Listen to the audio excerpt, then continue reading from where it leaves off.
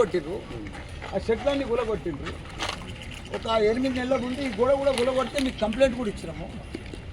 లేలే చెప్తున్నా సార్, మరి వినండి. ఇది 40 ఏళ్ళ కింద గోడ, ఇది చుట్టుముట్టు 40 ఏళ్ళ కింద ఉన్నాం. ఇది 2 ఎకరాల 10 గుంటలు మాది. 2 ఎకరాల 10 గుంటలు. వాళ్ళు అనుకుంటారు ఎక్కువ ఉందని, లేదు. వాళ్ళది 4 ఎకరాలు 26 గుంటలు. రోడ్ అవతల మిలిటరీలో పోయింది ఎప్పుడో, అది దొంగ భూమి. అది నేను చెప్తున్నా కదా నీకు, వాళ్ళ భూమి కూడా నాకు తెలుసు కదా. వాడు అమ్మినోడు నాకు దోస్తే క్లాస్మేట్ సుధామా అని, అది అంతా బోకస్ అనమాట. దొంగ డాక్యుమెంట్ బోకస్ చూడు చూసి. కానీ ఇట్లా దౌర్జన్యంగా వాడు రాత్రి వచ్చి గుండగాలను పెట్టి బిర్యానీ తినిపించి 100 మందిని తోలుకొచ్చి కబ్జాకు వస్తే ఒక 2 ఎమ్మెల్యేల జాగా ఏంది ఇది?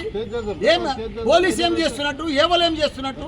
నడి సిటీలో ఏడ చేస్తున్నారు సార్? మేమే పోలీస్ స్టేషన్కి వచ్చిన ఆదలు రేపు మా ప్రాణాలు పోవు, మా ప్రాణాలు పోవు, ప్రాణాలు పోవు. మళ్ళీ ఎవరు గుండెగాళ్ళు సత్తులు గడపారాలు పట్టుకొని మీ సీఐ ముంగట కరీంనగర్కి వెళ్ళొచ్చి చూడండి ఏది వాందా ప్రాపర్టీ 40 ఏళ్ళ సంత ఉన్నాం మేము. లేదా 40 ఏళ్ళ సంత ఉంది, నువ్వు వాళ్ళ తరపు చెప్తున్నావు. మేము మరి కంప్లైంట్ ఏది? 40 ఏళ్ళు 8 ఏళ్ళ సంత ఇస్తున్నాం మీకు కంప్లైంట్. ఇంతే దౌర్జన్యం ఎందుకు చేయాలి? వాడు వాని జాగ్రత్త.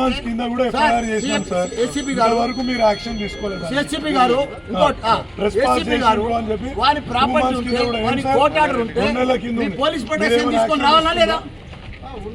మరి దొంగతనం ఎందుకు వచ్చిండు? దొంగతనాన్ని ఎందుకు వచ్చిండు?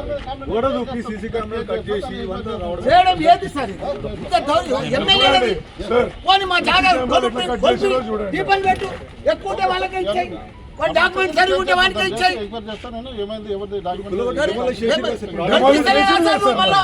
నీకు కనిపిస్తలేదా? వాడు తీసుకుంటుంటే కనిపిస్తలేదు కదా. ఎవరి మీద ఎఫ్ఐఆర్ చేస్తున్నా మీరు? కంప్లైంట్ ఇచ్చినాం కదా.